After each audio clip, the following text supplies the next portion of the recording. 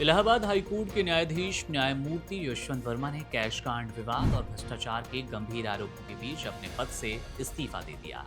उन्होंने अपना त्यागपत्र राष्ट्रपति द्रौपदी मुर्मू को भेजा।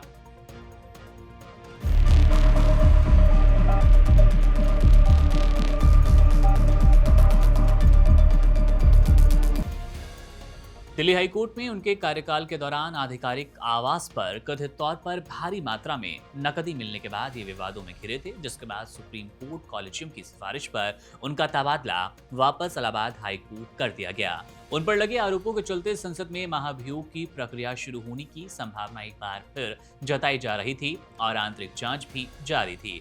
इस पूरे मामले की शुरुआत उस वक्त हुई जब justice Yashwant Verma Delhi high court में न्यायाधीश के रूप में कार्यरत थे।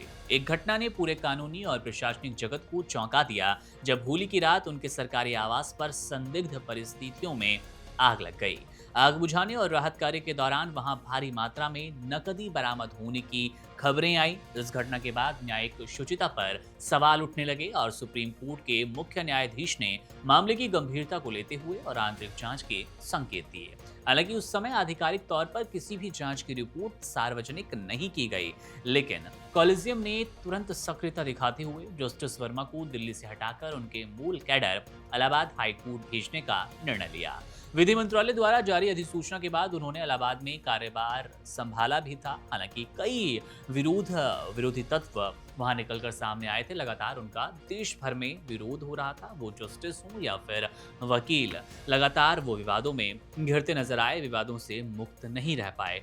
न्यायिक गलियारों में ये चर्चा तेज थी कि उनके खिलाफ लगे आरोपों की प्रकृति इतनी गंभीर है कि मामला केवल तबादले तक सीमित नहीं रहने वाला। भारतीय संविधान के अनुसार किसी भी उच्च न्यायालय या उच्चतम न्यायालय के न्यायाधीश को उनके पद से हटाने की प्रक्रिया अत्यंत कठिन है, जिसे महाभियोग कहा जाता है। इसके लिए संसद के दोनों सदनों में विशेष बहुमत की आवश्यकता होती है। मीडिया रिपोर्ट्स के अनुसार जस्टिस वर्मा के मामले में साक्ष्यों की गंभीरता को देखते हुए सरकार और विपक्ष के कुछ स्तरों पर महाभियोग प्रस्ताव लाने की तैयारी चल रही थी।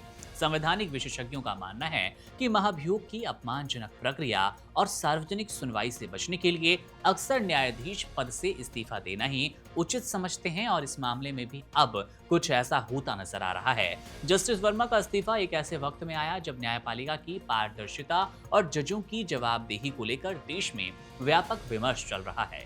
इस मामले ने एक बार फिर से कॉलेजियम प्रणाली और न्यायाधीशों की नियुक्ति व निगरानी की प्रक्रिया पर सवाल खड़े कर दिए।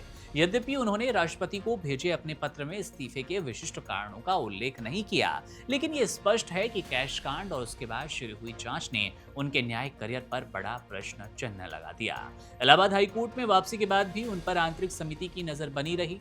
अब उनके इस्तीफे के बाद ये देखना महत्वपूर्ण हो जाता है कि क्या उनके खिलाफ चल रही जांच जारी रहेगी या पद छोड़ने के साथ ही ये मामला ठंडे बस्ते में जाएगा।